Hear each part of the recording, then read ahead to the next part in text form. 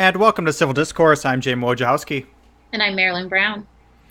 And today I would like to start with I saw RBG, which is the documentary about Ruth Bader Ginsburg, the Supreme Court Justice. And I Yes. wanted to start with a quote from her. And this is on how she was asked how she'd like to be remembered. And she said, someone who used whatever talent she had to do her work to the very best of her ability and to help repair tears in her society, to make things a little better through the use of whatever ability she has, to do something, as my colleague David Sutter would say, outside myself, because I've gotten much more satisfaction for the things that I've done for which I was not paid. Mm. That's such a good quote. Isn't it? It's such a good quote. And it's so on it's on topic of what I've been learning about and what I've really been kind of exploring in the last couple of months especially. And so it's just really interesting. It's just, I've been feeling more called to do more service and find a way to kind of just serve where I can, realizing that if I don't have this, I still have time, and kind of just thinking about things a little differently. And it's been so much more rewarding, putting myself out there with doing more things that are just service oriented, and just it really just kind of wanting to help, just feeling called to help and deciding to do that. And so that's something that I've really been much more aware of in my own life, and how much more rewarding that actually is, and not doing it for the reward, but then finding the reward on the other side of it, of feeling like I just feel so much better overall. And so that quote is just really resonated with me, and just kind of of where I'm at right now. Yeah, where the documentary really got me was one. It's just Ruth Bader Ginsburg is. I think it's kind of interesting that she's kind of become this huge icon Yeah. for almost like liberal millennials. Yes. And it's this 84-year-old woman who looks incredibly fragile but has all this power and influence, who's kind of become this big icon. And what the documentary shows is both everything she's done as a justice, but all the things she did to advance women's rights and Yeah. just gender equality before she was a Supreme Court justice, before anyone had any idea who she was.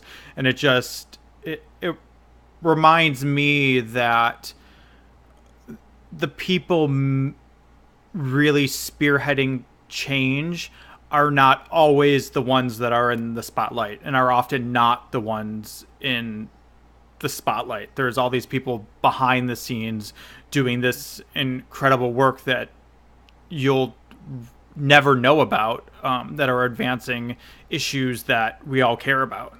Hmm. Hmm.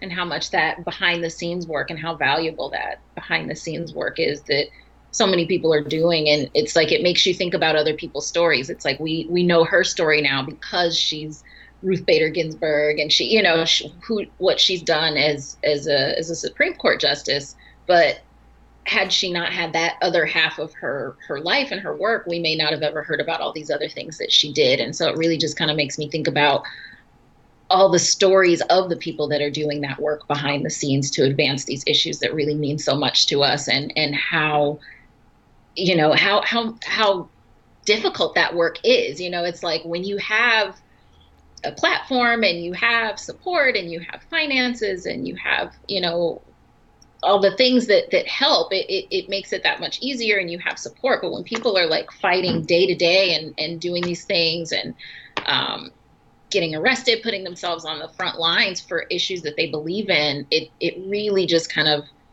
again, resonates with me about how important it is to find a space to do my own part. Right. And I think that was a big part of the documentary, actually, was them kind of showing how she found her voice in law, and how she always wanted to be a leader within advancing gender equality, but she wasn't the type of person who's gonna go march in rallies and scream and protest and do those things. It just wasn't who she was, and she found a different way to Mhm. do it. And she was also what struck me about it is how mindful Mhm. she was when she navigated her career and the ways in which she tried to advance gender equality. There was, especially in a time when, I mean, we think it's bad now with people not thinking that there's a problem. Like back then, no one, she was literally the only person. It was her role to convince people it was even an issue.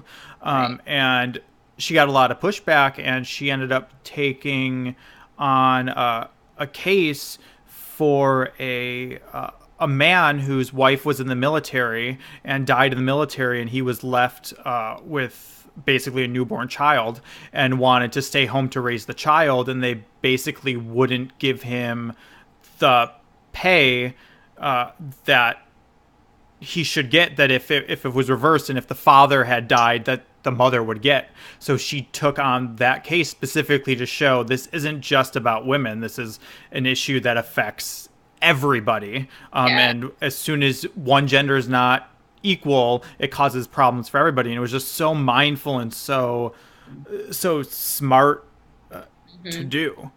Yeah.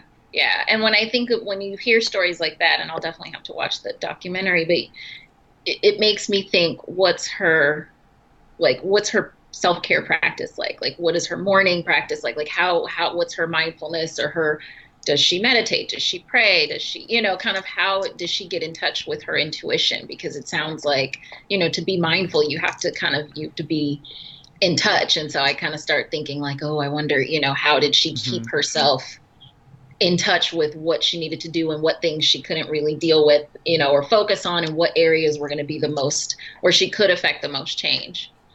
Yeah.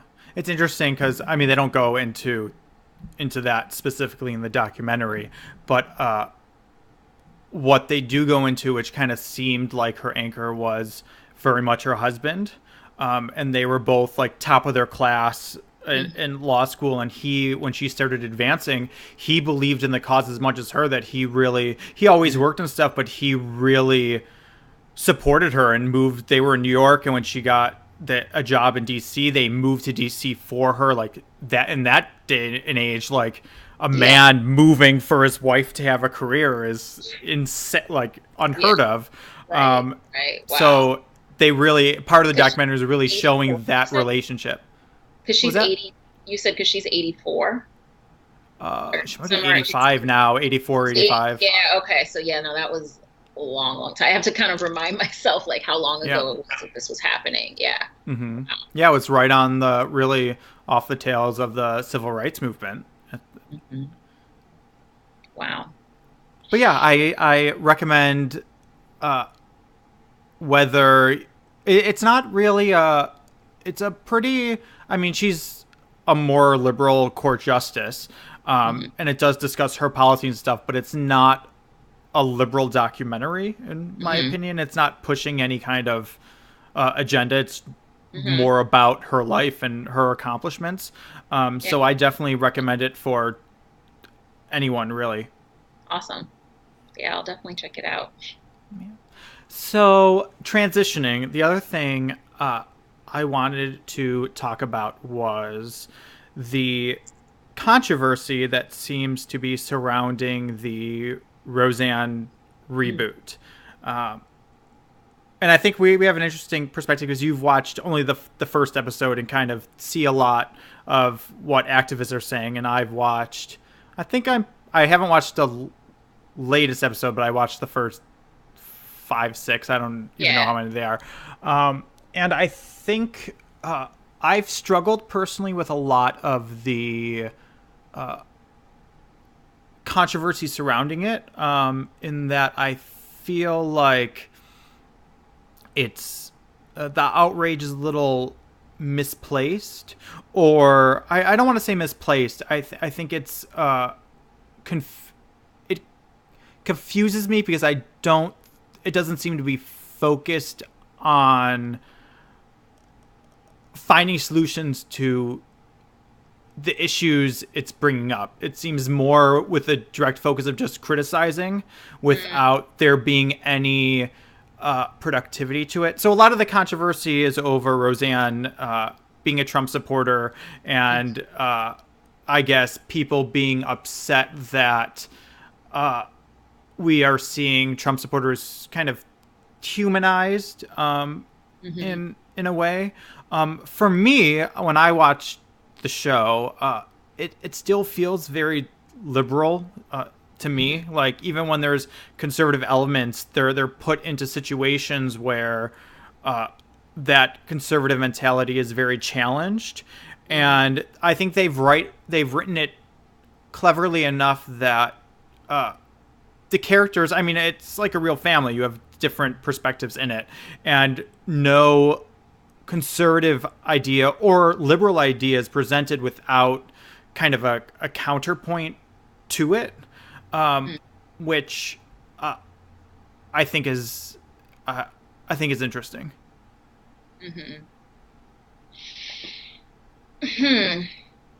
I don't know, because I saw the first episode, and I watched it out of curiosity, but it wasn't like something I like wanted to even really see brought back, to be honest. Like, I was kind of just like, why? But I was curious, and I started hearing things about it, and so I watched the first episode. And I don't know. I mean, I get the angle of the criticism that I'm hearing is more just kind of around, based on who I follow on Twitter and stuff, is more just kind of like feeling like this perspective has been shown already and has been humanized more than other voices, and feeling like marginalized voices still don't really get opportunities on these kind of big network shows to show different sides or kind of be more humanized, but yet feeling like there's a lot of effort to appeal to the white conservative viewpoint, especially right now. And I see it a lot of times in like the primary races that are happening right now. And there's a lot of talk around, and especially in a lot of these Democratic primaries in the South, of there's kind of one direction of the kind of more, I don't know, moderate, more conservative Democratic viewpoint of wanting to appeal to the conservative Trump supporter and kind of appeal to that viewpoint and really try to bring that voice to the table into the Democratic Party, versus the idea and kind of more focused on, we need to speak to the people who have already been here and already supporting us, and speak to our constituents, and speak to Black people, Black women in these communities, and really start dealing with those issues more directly, versus kind of just as a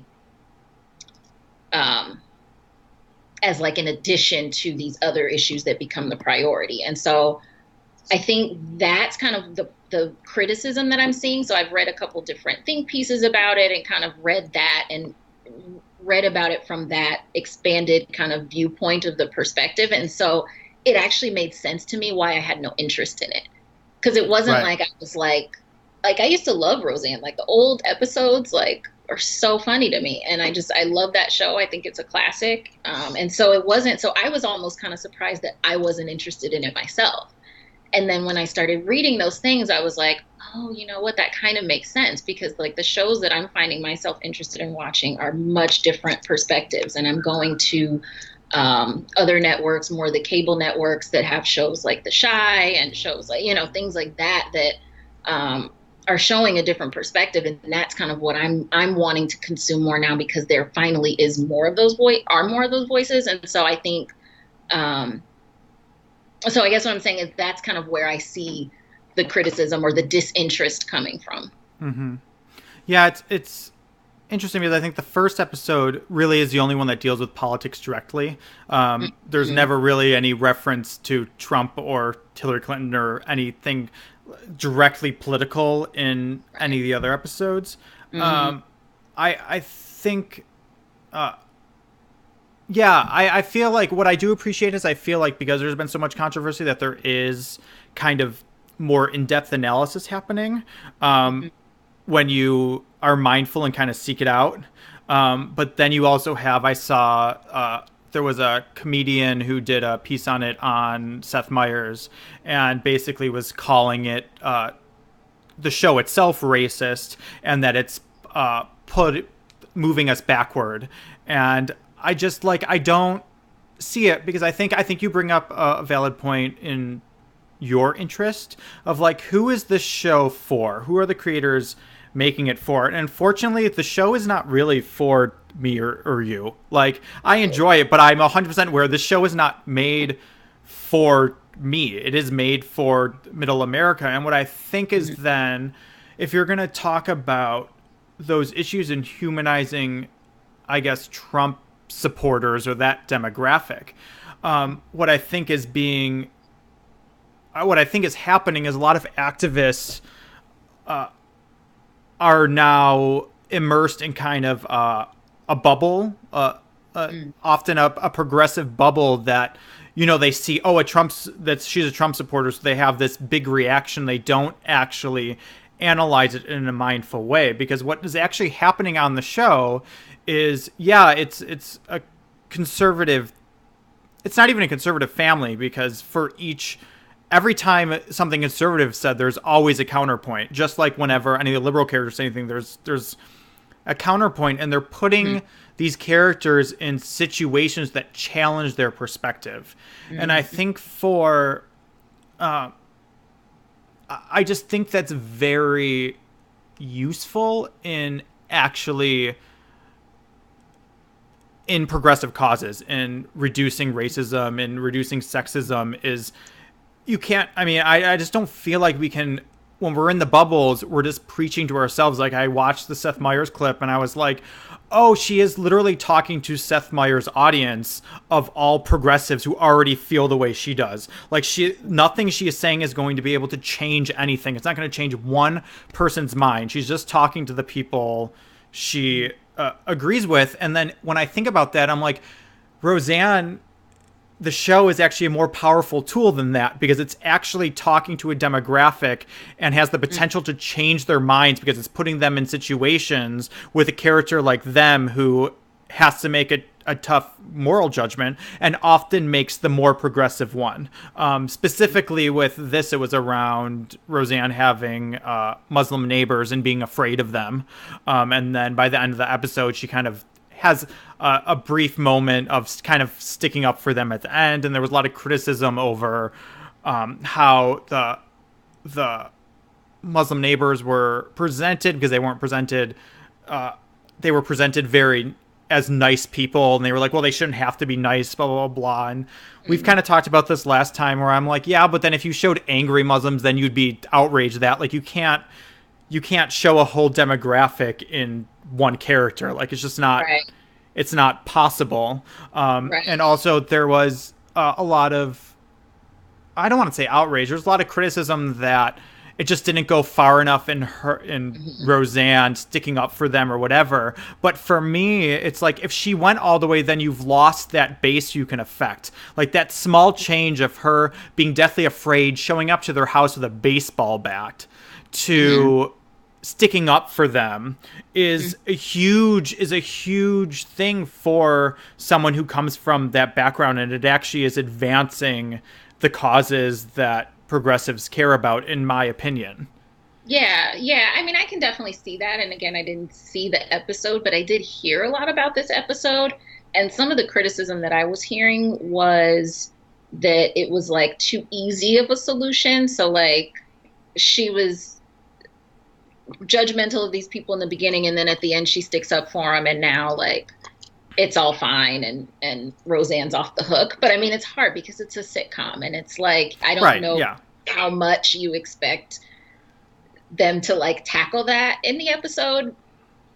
I don't know. I mean, I definitely think a lot of the criticism, especially because it's coming from people who haven't watched it at all, it is emotional. It's triggered by certain things, and that's okay, you know. But I do think that like it's not very necessarily mindful. I do think that some of the criticism is, I think that but I also think a lot of the criticism I'm hearing, and I was going to ask you this, is how much of it do you think is coming from people's criticism of Roseanne Barr as a person versus Roseanne, what's the character's name? Connor? Yeah. The character Yeah, I think. person.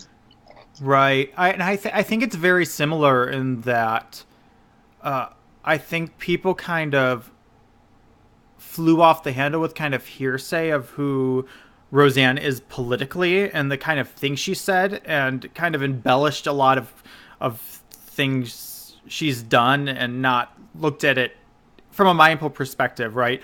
Like, I mean, her entire career is her saying shocking things. She's just that kind of comedian, so she knows exactly what she's doing. And I think the thing for me is someone who during the election spent a lot of time trying to understand the thought process of Trump supporters. Mm-hmm. Everything she says about why she support, and she doesn't even say, I don't even think I've seen anything where she says downright like, I think Trump's a good president. She just mimics a lot of the sentiment that a lot of Trump supporters had. And it's really the same sentiment that a lot of Bernie Sanders supporters had, of kind of being over the status quo and wanting something new, and like anything's better than what we've had before, which is what you think about that specifically is Right. a different thing. But nothing that she said has indicated that any of it was motivated from kind of any of the negative by racism or by xenophobia or any of that stuff. And I mean, she ran on the Green Party. Oh, go ahead. I was just gonna say, now I need to do some research, because I feel like there were some things that I read where I felt like, oh, that's pretty messed up, but I don't remember what they were right now, to be completely honest. And it was I remember reading some Roseanne's racist, criticism, and being like, oh, let me Google that and see why people are saying this. And then reading a couple of things and thinking, yeah, that doesn't sound great. But I mean, at the same time, it wasn't enough that it stuck with me that I remember exactly what she said. Right. So, and I'm sure she said, I mean, that's how she's been her whole career, is kind of that type of person. Right. So her saying something that's people are outraged about does not surprise me in any way. Frustration, yeah. And I think a lot of people's frustration is that, again, for people of color, it's you don't have the luxury of being able to necessarily be outrageous and then also have this big giant platform on this NBC. Is it NBC she's on? And so I think that's the frustration, and that's kind of more of what I'm hearing. It's on one of the major networks. I feel like it's NBC. And so, yeah, I think that's where a lot of the kind of frustration and criticism of it is comes from that. And I mean, I think the fact that there is so much dialogue around it shows the power of it of the show as well. And I always think that is great. It's just, is it how much of it is mindful versus is not actually helpful to the things that we're trying to accomplish, in a way. Because it's like you said, it's also, I mean, how much can you criticize one sitcom? It's a sitcom. It's meant to be a lighthearted comedy. It's not meant to be a hard-hitting political drama or whatever. So it's limited in what it can do. But Roseanne has also always tried to push limits. So in trying to do it, it ends up, I mean, some things are naturally going to work and some things are going to not work. Yeah, and it makes me think about it's similar type of criticism when they did the Will and Grace reboot this year. I feel like there was a similar kind of criticism about it's so political, it's so this, and I mean there was a couple episodes, but for the most part it wasn't even, that wasn't the focus of the show, and it was mostly bringing back a lighthearted sitcom that also talked about the fact that this is the political climate that we live in. I think it's hard because I think anything that speaks to what's going on right now, if it's a comedy, is going to upset somebody, because it's just Right. like what's going on right now is so different, and it's so polarizing, and so it's like even just bringing it up at all, there's going to be, you know, feelings, Yeah. which I think you're right. I think that that's actually a good thing, and I think that that moves the conversation, or at least we're having a conversation about it. And even if people are, you know, kind of speaking at each other in these bubbles, it's still, I feel like things kind of seep out, and it still gets people to kind of have some sort of conversation around it that they maybe wouldn't at all.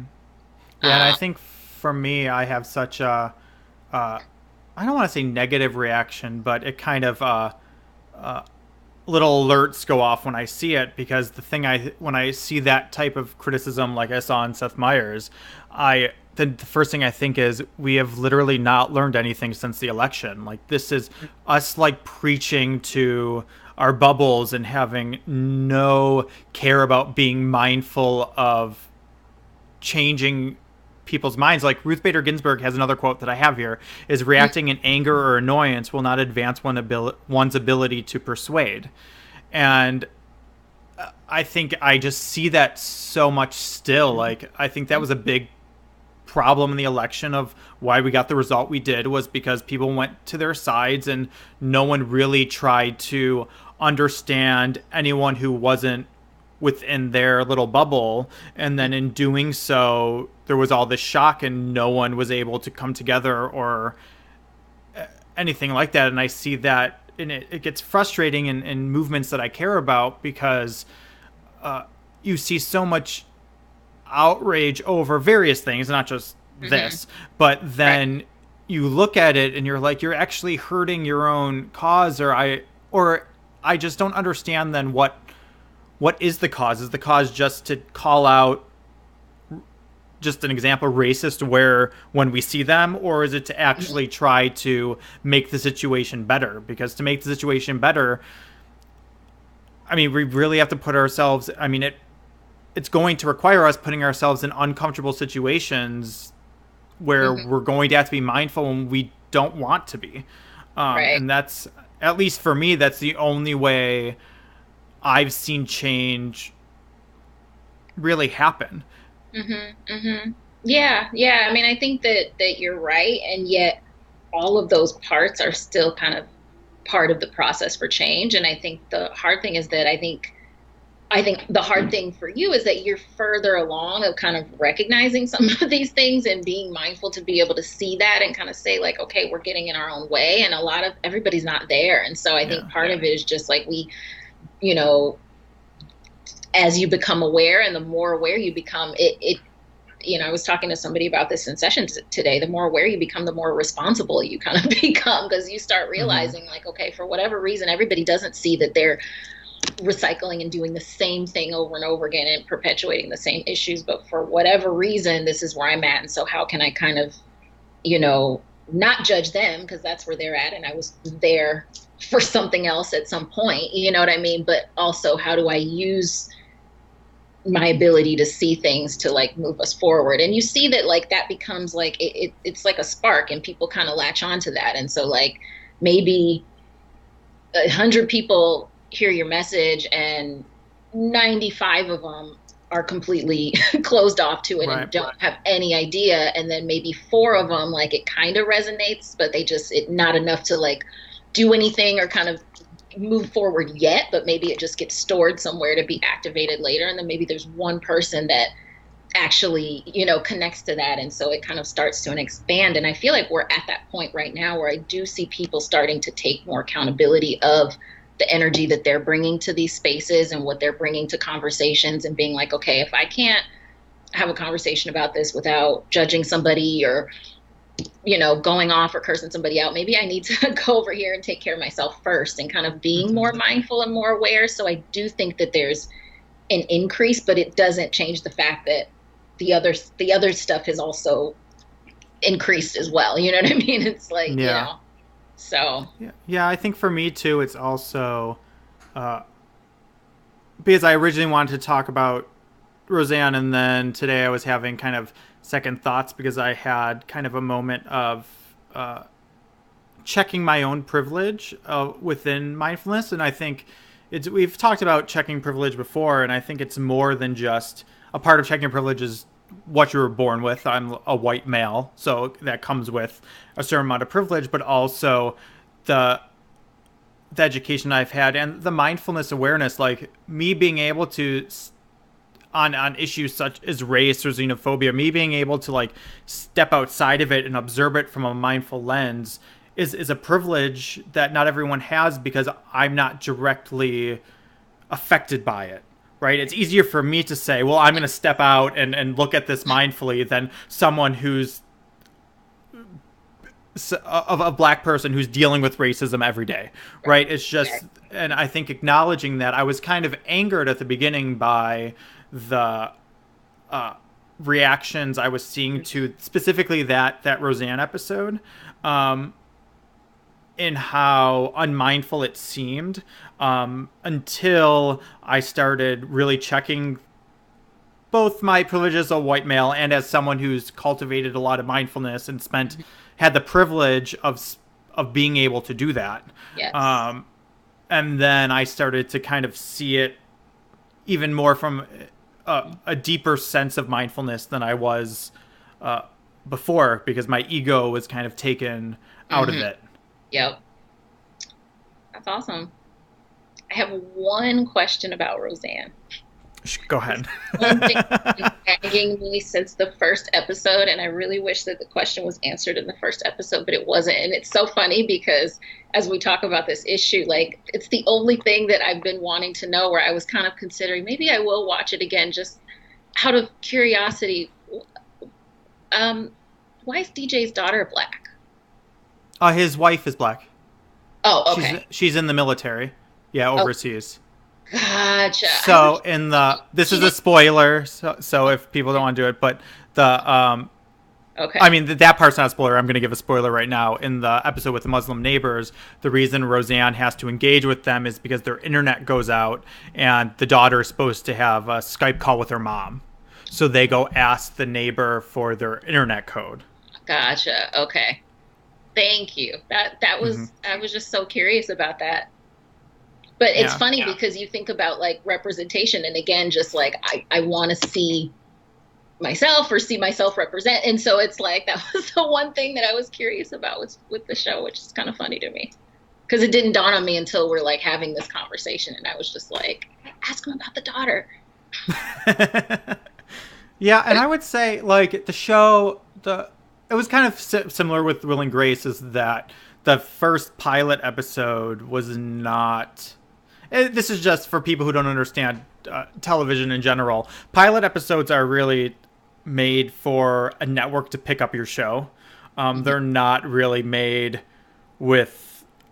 They tend to be their own kind of beast, right, because they're your one shot to get a bunch of corporate people to fund your show and want to pick it up. So very often after the pilot episode, the tone shifts drastically, because now you've been picked up for a certain amount of episodes to do, and now you're creating more of a story and a world, as opposed to more of a marketing tool, if you will. So the rest of the episodes, watch more than one episode if you want to get a better idea of the show. Yeah, I always watch at least the second or the third. And I mean, my personal opinion, I think the acting on Roseanne's a little rough. But I do think it's interesting how they're, and this may be like just, I mean, in my, I don't even want to say appreciation, my intrigue in it may be the opposite of your experience of why you're not as much interested in it, is because, I mean, that middle America family is half my family, right? So it's not, and even though I have no interest in ever living like that, there's something about that experience that is fascinating, because if that show can either open up something in that part of my family, or can help me find a way to relate to them better so that we could have more mindful conversations. Yeah. for me, it's worth it. So there is Yeah. kind of a, even though I would not consider that a show for someone like me, I have a Hmm. connection to it. That makes sense. Yeah, because that's something that's come up. I mean, we talked about that with like holidays and going home and having different conversations with different family members. Whereas like with my family, like my whole family is like activists from like the 60s, and like so it's not something that I like, that's not a perspective that I'm like connected to or Hmm. feel, you know, the need to watch. But I remember like there was a time when that was all we had. You know, it was like I wasn't able to find a lot of shows that did represent me. And so, like, this middle America white family actually was a little bit, felt like more of a fit of a representation because I at least knew and was around families like that, you know, in the Right. community that I grew up in. And so it's interesting because, like, right now, I mean, there's just way too much stuff to watch that, like, really, really interests me personally, you know, that I'm, you know, if this was a different time, I may not have even watched it back then. Yeah, and I think that just the difference in time, like we were talking about, people kind of being outraged about, oh, these reboots are so political, and I was like, but if you watch the originals of both Will and Grace and Roseanne, they were just as political, no less political. We just lived in a time where that wasn't as polarizing. Yes, So yes. we just weren't as sensitive to it. So now we see it and it seems heightened, even though it's really much the exact same tone of what Yeah. it was. And I think people even watch. I've had conversations with people who are like, "No, that's not true. I've watched the reruns of the old ones, and that's not true." And I'm like, "No, it is. You just don't have the connection to the politics of the 80s and early 90s like you Right. So you do don't hear those little now." cues. Right, right. You don't hear like the buzzwords. We have our own buzzwords now, like Benghazi and things like that, Right. versus like back then when you wouldn't even receive it in that same way. You wouldn't notice them. But it's Plus, a so lot funny of because I mean I think most things were, if they were talking about what was going on at the time, then that political stuff came up. I remember one of my absolute favorite episodes of A Different World was all about like the election with like Bill Clinton and like Ross Perot, and like they had was like a whole musical episode, and that was like very much the norm and didn't seem strange at the time that they were doing this episode on a commentary of the current election. That was just what it was. So Yeah, I yeah. also was reading. Someone was talking. I think it was about, what was it about, Golden Girls. It was Mm. about, and they were just doing an analysis of it, and they were talking about that time period, and they were saying a big difference between kind of the 80s and 90s to now was that there was kind of a nonpartisan criticism of whoever was in power, right? So you could make a joke that today would seem like, oh, you're so liberal, you're picking on the conservatives or you're picking on the liberals. But back then, there wasn't that much of a reaction because it was like, well, people were more, I guess, not. Yeah, you just criticized whoever was in power Hmm. justly, and it didn't have to do with feeling like an identity attachment to one side or the other. Yeah, yeah. Oh man, The those good were old the days. days. Ugh, what a trip. Now, I mean, I feel like so much of it too, because there also wasn't social media, and so people didn't Right. broadcast their views on things as much. There wasn't so much constant talk about things. So I just feel like, man. I know. I just started. I'm trying to spend more time in New York, which requires me to need to be able to make more money from home. So I Hmm. just started doing a new assignment for content tagging. And basically, I mean, I don't know how long I'm going to do it. It's sucking my soul. I've only been doing it for 2 days. Where basically it's for Instagram, and I get to see everything that people have flagged as inappropriate and then categorize one if it is and why. But it's literally the worst of people, their comments and their posts, and it's just, You have to look at the oh, words it's of the word so, on Instagram. yeah, and it's just hard to stay mindful because you're just like, people are terrible. Like, people, you just start to think like everyone, like I've had to put myself afterwards in spaces where I'm seeing like the good everyone's doing in the world just to try to Right. combat it. Right. Need like a whole playlist of like cute animal videos to watch. Right. Like I get off or like in between breaks or something, take a break. And yeah, oh yeah, Yeah, bless you I for don't that. think it's going to last very long. Yeah. Oh my goodness. Well, do we have, I just want to know if people are watching these show, if people have watched Roseanne or seen the Hmm. RBG documentary. That's my question is have people watched Roseanne and what are your thoughts on the show? And then if you've seen the documentary on RBG, curious what you guys thought. Yeah, sounds good. All right. We'll see you guys next week. Have a good one.